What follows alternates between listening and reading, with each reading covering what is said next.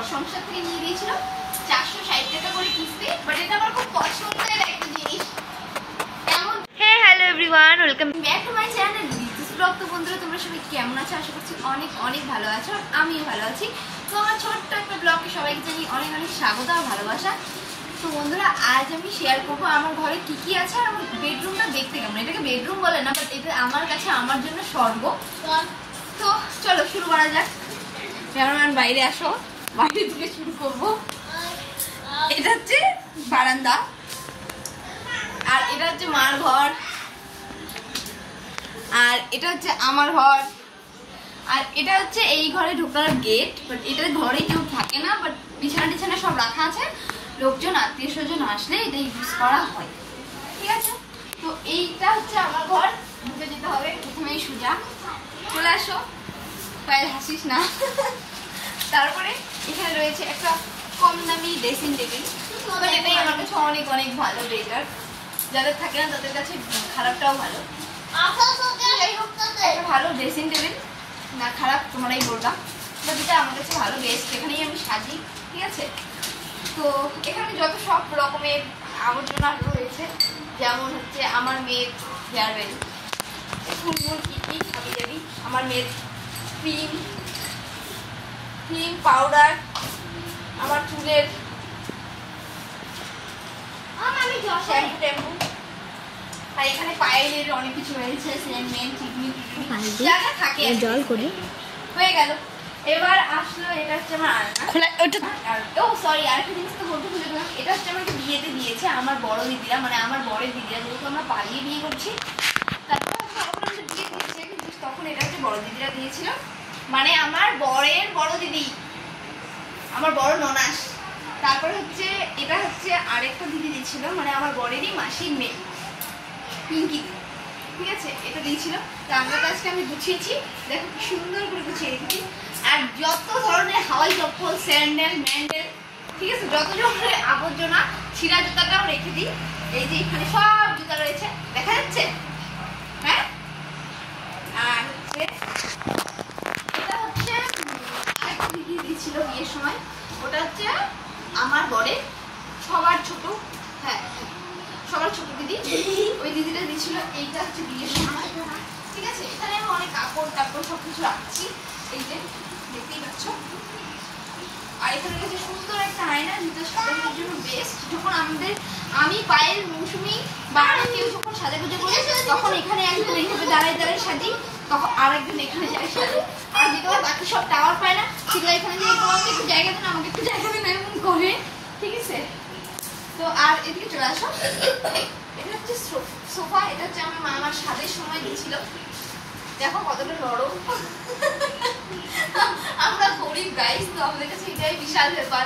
অত consent sponge বসা ওগুলো নিতে পারিনি, যেটা নিচ্ছি বেটারই নিচ্ছি।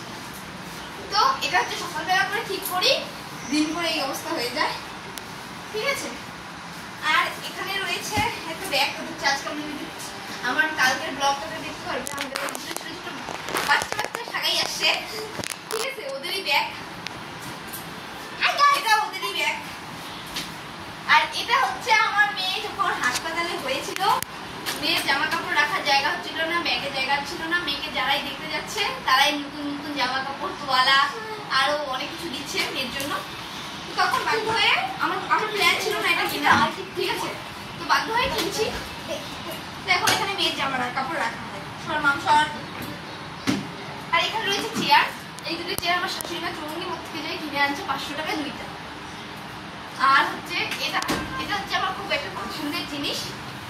আমার যখন বিয়ে হয়নি, আমি যখন প্রেম করতাম, তখন থেকে মনে মনে ভাবতাম আমার একটা এরকম শখের একটা জিনিস হবে, যেটা অনেক অনেক কাপড় থাকবে, মানে ধরবে আর কি।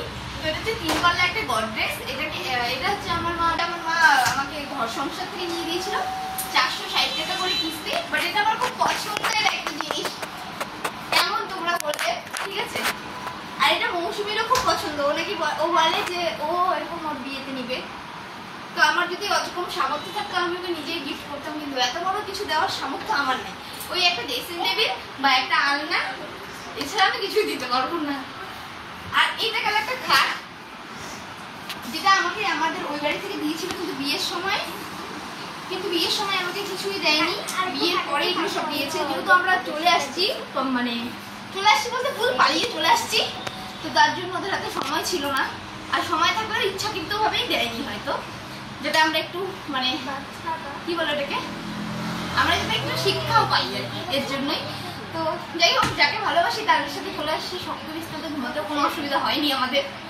তো এটা হচ্ছে আমার স্বাদের সময় দিয়েছিল, এটা সোফাটা আর 3 পাল্লা গোদরেজটা আমার স্বাদের সময় দিয়েছিল, তখন থেকে আছে।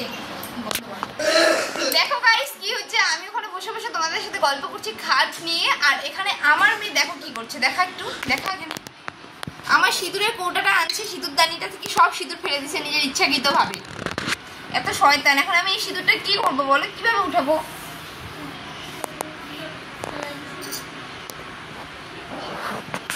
যাই হোক, সিঁদুরটা উঠানোর পরে তোমাদের সাথে দেখা হচ্ছে, মাথাটা এখন গরম হচ্ছে। তো যাই হোক, বাদ দাও খাটের কথা, চলে আসলাম ফ্রিজে।